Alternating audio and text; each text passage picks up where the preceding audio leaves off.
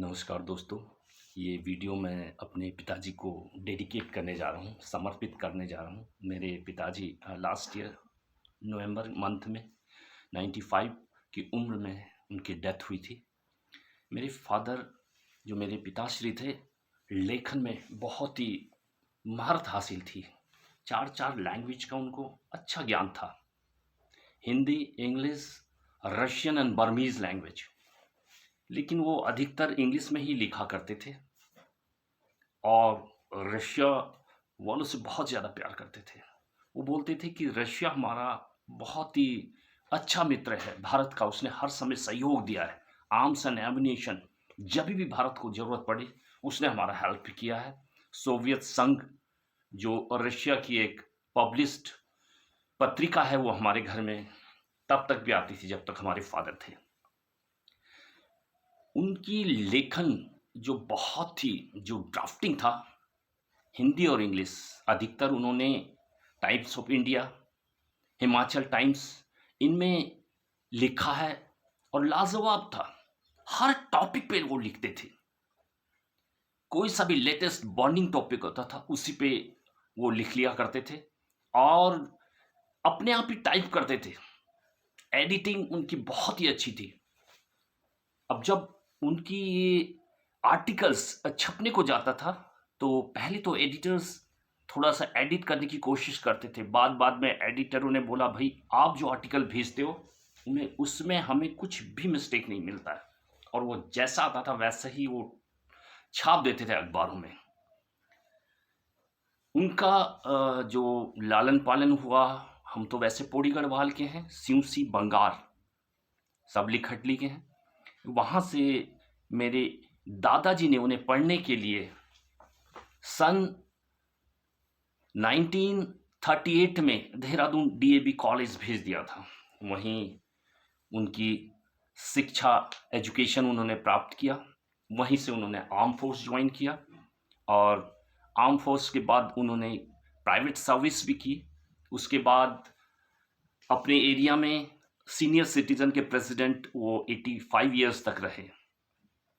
90 years तक तो वो अपने 92 ईयर्स तक वो अपने पाँव में चलते थे, लेकिन एक दिन ऑल ऑफ सडन उनका जो है थाई बोन फ्रैक्चर हो गया और मैक्स में इलाज भी कराया, 1 आध महीने भी रहे, लेकिन उसके बाद वो ज़्यादा उठ नहीं पाए और 95 की उम्र में उनकी डेथ हो गई।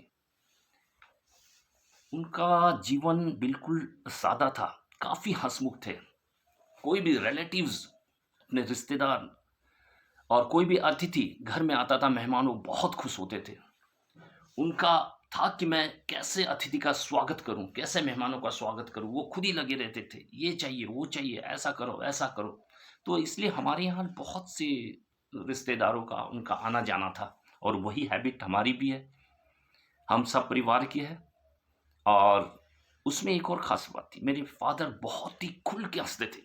जब हँसते थे तो सारे इलाके में पता चल जाता था कि गोसाई जी हँस रहे हैं। वही आदत हमारी भी है, हम सब परिवार की है। हम लोग भी जब हँसते हैं तो बहुत ही खुल के हँसते हैं और मुझे लगता है यही कारण है हमारे हेल्थ का कि हम अभी तक ठीक-ठाक हैं। आफ्टर रिटायर्ड सर्विस हो गई है, 38 ईयर्स ऑफ सर्विस किया है, 1 साल से ज़्यादा रिटायरमेंट हो गया है, फिर भी हम लोग ठीक हैं।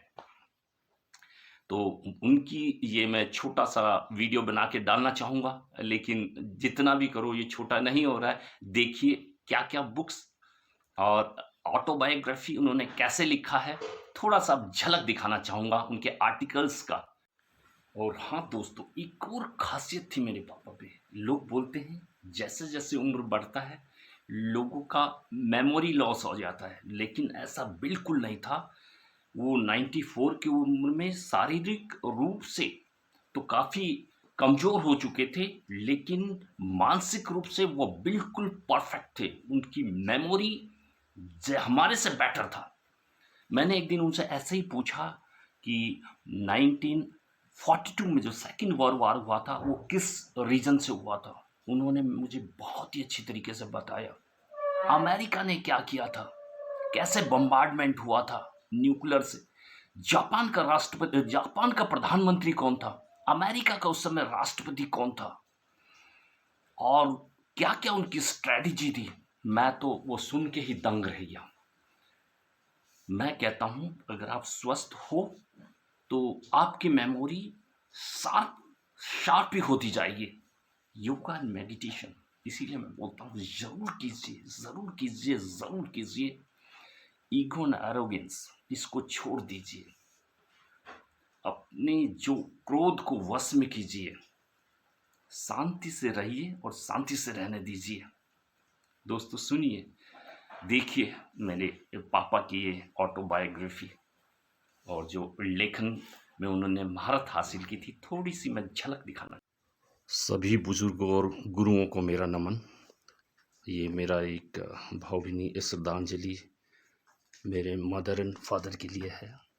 मेरे माँ जी एंड पिताजी को मैं अपने परिवार की तरफ से देना चाहूँगा। मेरे पिताजी द्वारा लिखे गए कुछ बुक्स मैं आपको दिखाना चाहूँगा। उनकी ये ऑटोबायोग्राफी है, पार्ट 1।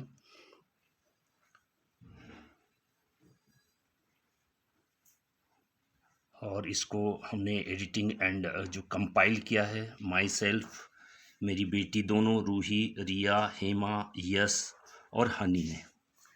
तो अंदर जो थोड़ा सा दिखाना चाहूँगा, 3 of our dynasty as I know, मेरे फादर ने पूरा डिटेल में दिया हुआ है। और फैमिली मेम्बर्स के पूरे डेट ऑफ बर्थ और फर्दर उन्होंने पूरा अपनी लाइफ स्टोरी लिखी है।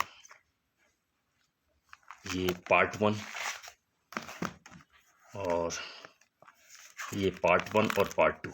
उसमें हमारे दादाजी की तस्वीर है, वही आर डायनेस्टी। और मैंने जो उनके टाइप्ड आर्टिकल्स थे उनको भी एक फोल्डर में असेंबल्ड किया है, पूरा इंडेक्स के साथ।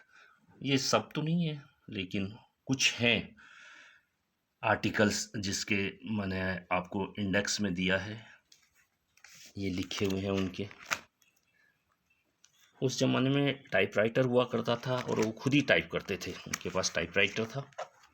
और ये पूरा मैंने फोल्डर बनाया है ताकि ये लंबे लाइफ तक हम इसको सेव कर सकें, प्रिजर्व कर सकें।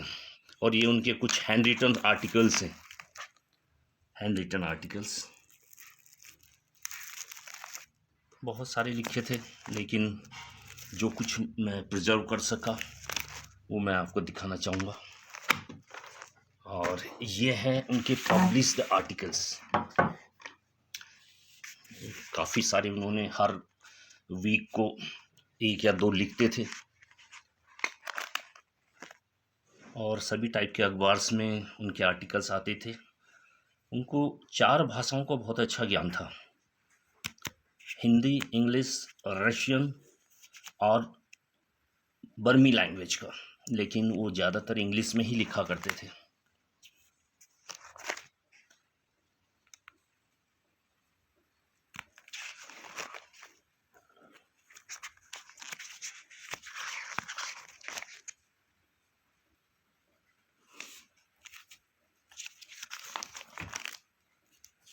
सारे टॉपिक्स पे उन्होंने लिखा। मुझे तो लगता है कोई भी ऐसा टॉपिक नहीं छूटा होगा उस समय का जिस पे उन्होंने ना लिखा हो।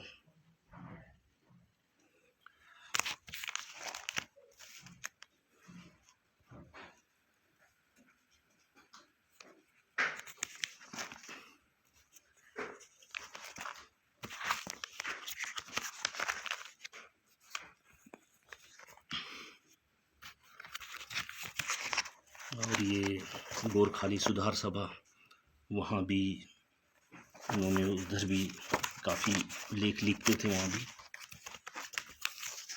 एक सर्विसमैन एंड देयर राइट्स, इसके बारे में भी काफ़ी लंबा चौड़ा उन्होंने लिखा था। 1 रैंक 1 पेंशन, ये मेरे फादर ने 1988 में लिखा था और वो हमको मिल रहा है एंड वेरी एंजॉइंग।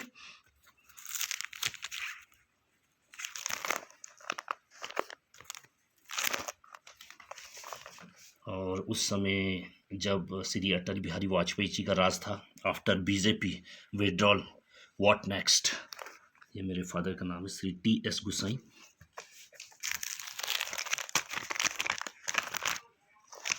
ऐसे ही कई आर्टिकल्स उन्होंने लिखे, जिसके बारे में मैं पूरा बता नहीं पाऊँगा, क्योंकि मैं जितना प्रिज़र्व कर सका मैंने उतना ही किया है।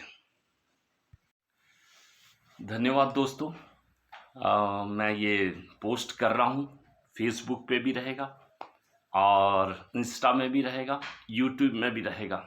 मैं चाहूँगा आप लोग, हो सकता है ये क्योंकि मेरा पर्सनल है, मेरे घर का हुआ है तो ज़्यादा अच्छा ना लगे, लेकिन एक बेटे का कर्तव्य है कि अपने फादर द्वारा दिए हुए इतने सारे जो उन्होंने ज्ञान दिए, हमको उसको ज़्यादा से ज़्यादा लोगों तक पहुँचाए, ताकि सब लोग, हम लोग भी प्रिजर्व कर सके अपने नॉट ओनली पैरेंटल प्रॉपर्टीज़, जो उन्होंने हमें लेखन के माध्यम से प्रॉपर्टीज़ दी हैं, उसको भी हमें आगे बढ़ाते रहना पड़ेगा।